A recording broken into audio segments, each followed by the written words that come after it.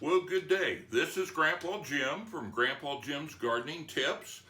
We're going to be doing a little video this morning here on beets. Now, there's different kinds of beets that you can grow. We're all familiar, I'm sure, with the kind that are the round red beets, and this is one we're going to be growing. It's Detroit Dark Red, and that will be one of the kinds we're going to grow. There are beets also that are in a more of a cylinder shape, real stocky and long. And here we're going to be growing Cylindra, which is one that my wife asked me to grow because she likes to slice the beets, and these are much, much easier to slice.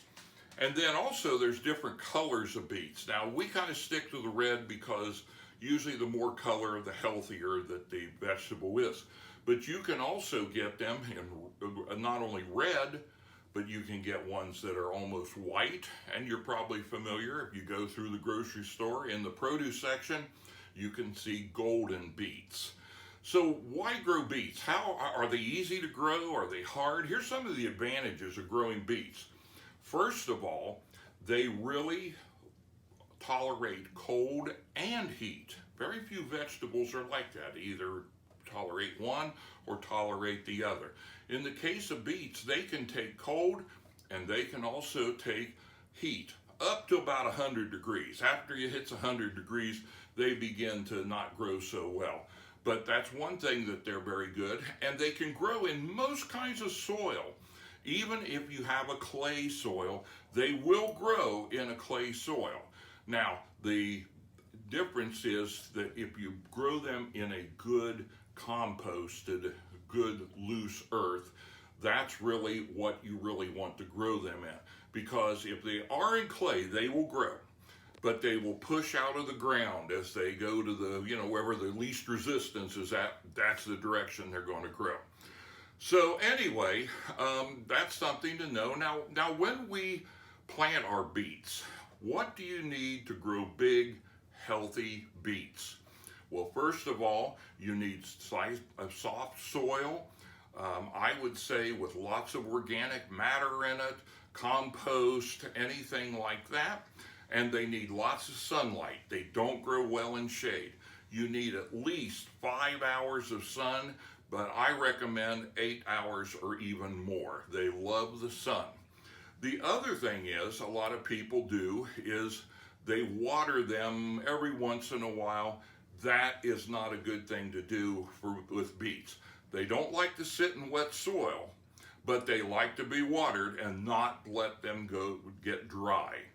If they dry out, they actually can crack. You usually think of something swelling will crack. In the case of a beet, they will shrink and then they crack. And you want to keep them growing all the time. And here's one of the strange things about beets.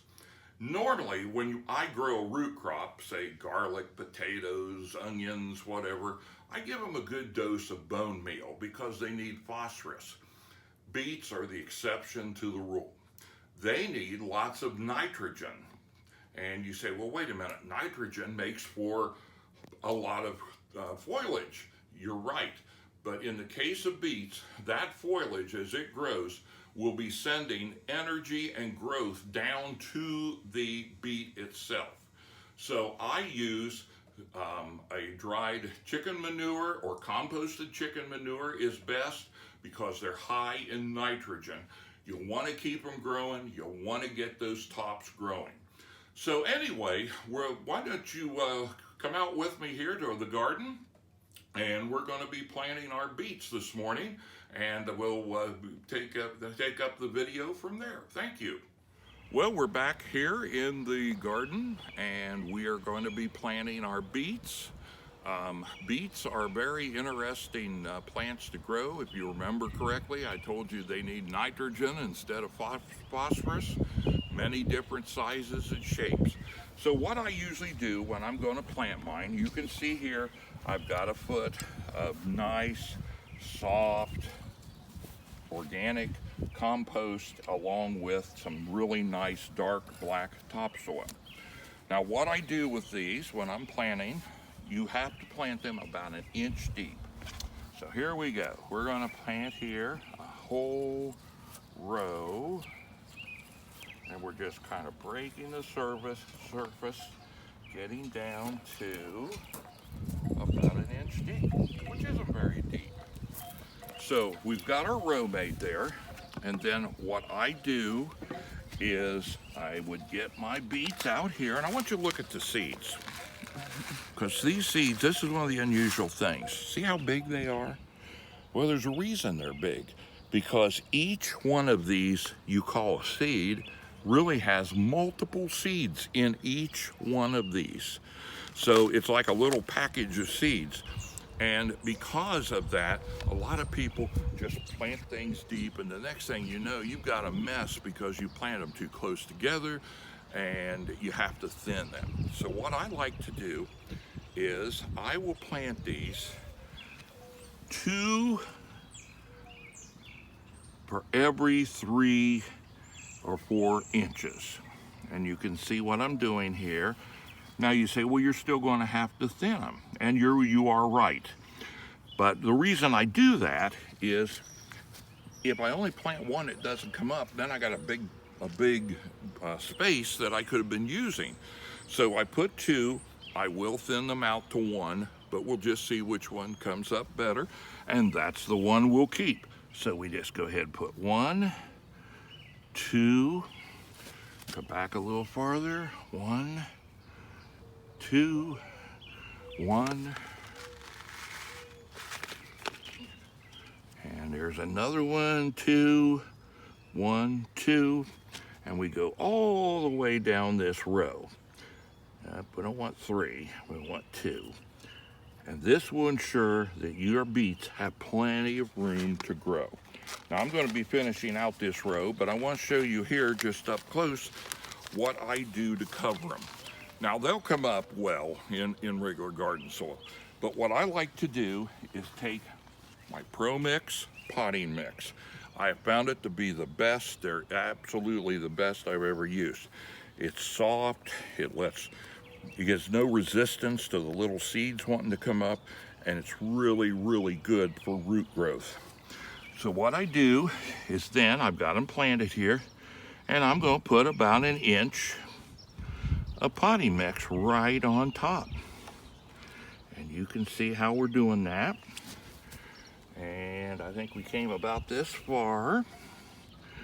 And there we go. And then what I do, I just lightly pat them down, and then we will water them. So then what I do is then, after they're up, after they come up maybe an inch or 2, and you don't use a lot of it, but I use dried chicken manure. And this is Espoma, and everything they have is organic. And you can either side dress it down the row, kind of in between, or you can even broadcast it and do it that way. And then watch them grow. And when you have huge tops and you see the beets, the big beets grow, you can go ahead and start harvesting them.